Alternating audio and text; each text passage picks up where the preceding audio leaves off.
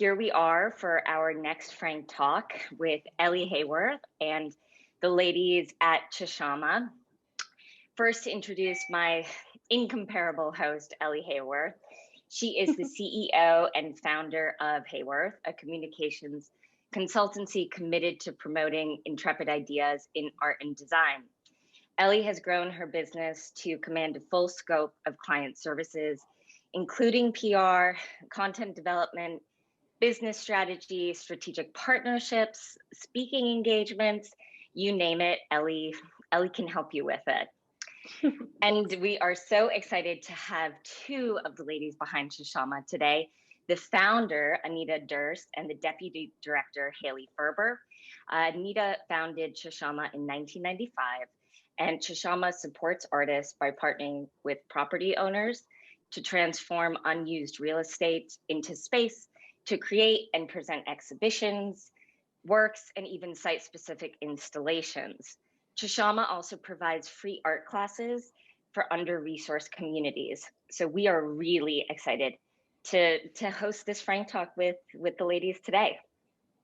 So I am going to go ahead and just jump right in. Anita and Hayley and Karline, thank you as always for the wonderful introduction. Of course, Ellie. Anita and Hayley, it is a pleasure to see you guys. I think we have not seen each other probably in 6 months or so now, and certainly a lot has happened since then. So I'm really excited to have this conversation today. The first question I'd love to ask is directed to Anita. Anita, we've known each other for some time now, and one of the interesting conversations that we've had is about the founding of Chashama. And so over 25 years ago, you were founding Chashama with this idea in mind to create kind of unconventional space and repurposed it for roving performance troupes for the theater district. So can you tell us a little bit about how Chashama has changed or evolved since it was founding in 1995? Well, when we first started Chashama, we really liked to have a good time. And we would have a lot of parties, and I didn't know any artist or anybody in the city, so anybody who asked me for a key, I'd say, here's a key, you're an artist, you keep the space. And now we are much more like a business. We are very serious, we fundraise, we work with hundreds and thousands of artists each year. And that's how we changed. We used to have a lot of fun, and now we're all about business. Really making a difference in lots of artists' lives. We still have fun. I was going to say, arguably, you guys still bring a lot of fun to the table. So I don't think you've lost that spirit for sure. Hayley, as the deputy director, we worked together in the past, and I think the Art Frankly readers and listeners will be very curious to hear a little bit more specifically about kind of what the day-to-day challenges have been over the past year. So you guys, as you mentioned, manage a lot of spaces and repurpose those spaces for exhibitions and, different kind of programmatic and professional practice resources for artists. What are some of the challenges that you guys faced? Some of the challenges were just kind of rethinking how to move forward in a more virtual environment. So we were able to provide some virtual workshops for our studio artists in collaboration with 9th Street Collective, which were great. Mm-hmm. And we offered some window view performances in a number of our spaces with socially distanced performers. So really rethinking how we can continue our model, but be flexible to move forward and meet the changing needs of what was happening in the world around us. Yeah, absolutely. And I did see, as a subscriber to your newsletter, which also provides a lot of resources, you guys were fantastic in providing some roundups on some of the different grants and relief funds that were, kind of early stage jumping in to help the suffering artists. I'm also curious just to hear what resources, perhaps it was these relief funds, but what resources specifically were your artists looking for? Artists were looking for money, they were looking for space, and they were looking for guidance on how to apply guidance on how to apply and how to help them through this time. All those things that we were able to do, we gave about $30,000 in grants. We provided space for many artists. We kept all our spaces open, and we gave them lists of how to contact other entities to help them with their needs. That's amazing. Anita, I know personally that your day-to-day is very interesting being at the helm of Chashama, with so many different kinds of spaces that you're running and artists that you have relationships with. Can you just tell us a little bit about, what your day-to-day looks like and really what about this, about this organization is your calling? So yesterday, I got to go see a new space, 25,000 square feet. Oh, that amazing. is going to be donating to us.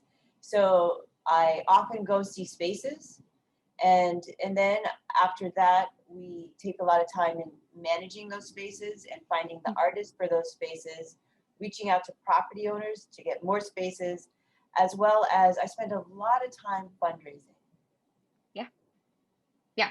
All critical elements, I think, to the Chashama business model. So it makes perfect sense. And for anybody who's listening, Chashama does have some really fantastic spaces. So you should certainly look into it. They, everything from, some historic buildings to storefront spaces. So, I can imagine, Anita, your day-to-day is quite intriguing and interesting. Yes. As you said, currently we are actually taking on quite a few spaces, and we're in need of artists who have very large works for this 25,000 square foot space, as well as we'll be working with the Bryant Park bid, and they are going to give us 10 kiosks. So we are looking for artists to put to sell wares or to put their artwork in these 10 kiosks. Amazing. Well, we will definitely keep that in mind, and hopefully some of the listeners will stay tuned on those opportunities. I'm also curious just to hear a little bit more. We've talked a little bit about the challenges that confronted you all. What were some of the, how did you pivot as an organization? Did you guys, move into more remote work? How did you reevaluate? You have physical convening spaces. I think, Hayley, you mentioned a bit about some of, the storefront activations. Maybe you can just kind of go into detail a little bit there, because I think some of those are really just amazing adaptive ways that organizations have sailed through this challenging time. So what we did is my first goal was to keep all our spaces open, and we adapted to all the COVID guidelines, having reduced people in our spaces.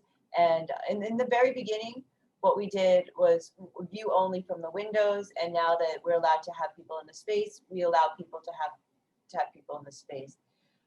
And another thing that we're doing to adapt is we feel like this is a time for Chashama to really grow and strive and take on a lot of spaces. So we are Chashama on steroids, where we're really doing a lot of fundraising and taking on a lot more spaces. Our goal is to take on 100 to 200 spaces in the next 2 years. That is certainly a big goal, but one that I'm sure you guys will undertake. I also think, we've spoken a little bit about some of the special projects and or milestones you've experienced.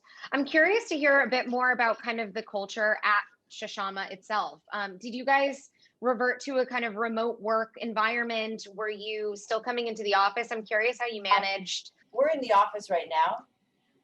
So as I allow everyone to make their own decision, whether they want to come in or want to stay at home.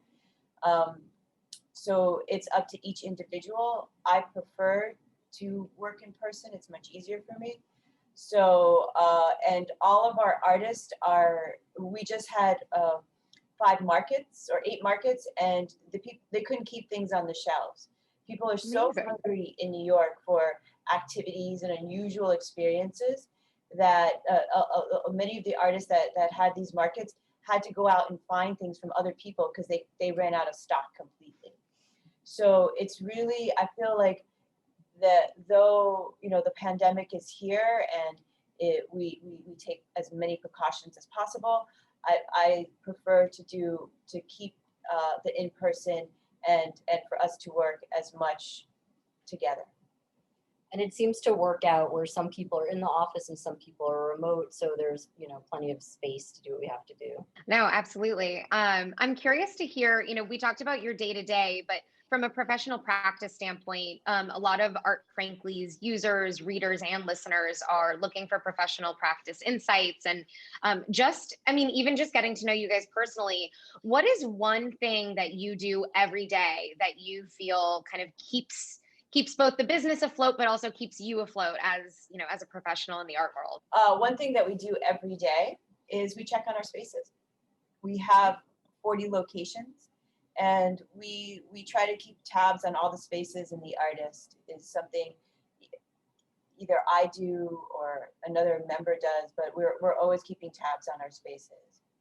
Yeah, and I'd say we're also in pretty constant communication with each other. We have a small team, and we all work very closely on all the different elements of what's going on. So communication is really important. And of course, fundraising. That is something we do every single day, or I do every single day. Yeah, absolutely. Well, as a nonprofit, I certainly understand that is the lifeblood of the organization beyond all of the resources that you're able to provide. That's amazing. And, you know, we love to ask this question as kind of a concluding tenet, but, you know, we've talked a lot about the challenges. We've also talked a lot about the opportunities, and it sounds like you guys have done, you know, a fantastic and very elegant job of managing to continue to offer the resources to your community. But I'm curious personally, you know, what are some positive takeaways that you've experienced from the past year, and something that you feel like you're going to, you know, really hold close to the vest as you move forward into 2021? That when you are confronted with an issue, that you can take that issue and make it into something really strong and beautiful. Yeah, and I'd say we're very excited about our new initiative also, Enliven NYC, which is kind of a positive thing that's coming from a negative situation, where we're hoping to really amp up the amount of spaces that we have, and, you know, to support artists and small businesses that are going through economic hardships right now. I feel like this was such an amazing opportunity to learn about yourself, learn about other people, we were so busy before and like so chaotic, that having this time has really taught me to appreciate things and take a slower flow. I think that is not only a strong concluding point, but I think something that we all are experiencing, and I personally can relate to that, Anita. So I think, you know, you ladies are certainly very busy, and I'm confident that I can speak on behalf of Karline and Art Frankly when I say that the resources you guys offer the community are invaluable, and the work you do is very important. So I'm very excited to see what's to come. And, you know, as always, I think this has been our kind of fun little lunchbox, bite-sized professional practice conversation. And we just thank you ladies for participating. Thank Bye. you. See you later.